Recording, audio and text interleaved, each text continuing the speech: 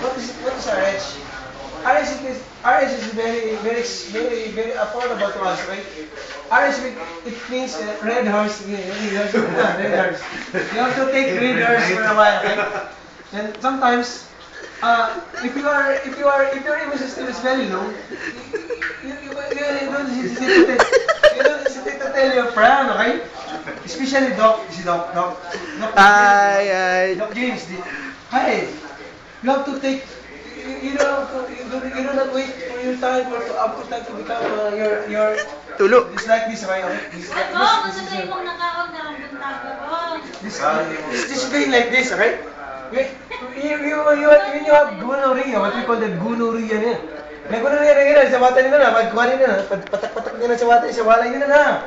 Sa walay nila na, ka na bakit pa na, matay niya matag niya matay nila, pagtimba ko sila, ilag ka ha. Hindi ka na makana, nabili nila na.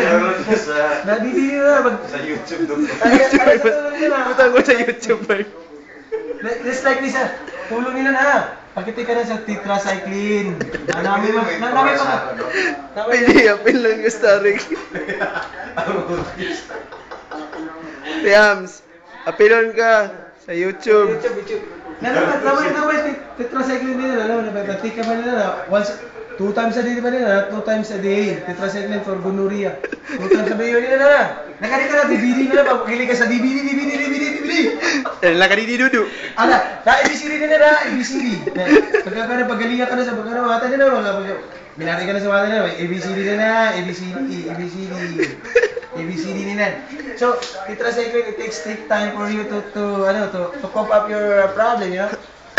But it's been a while when it's a long time here when you get like this. Nara naman siya pagtuloy nila. Hindi ka, pag-iris nila sa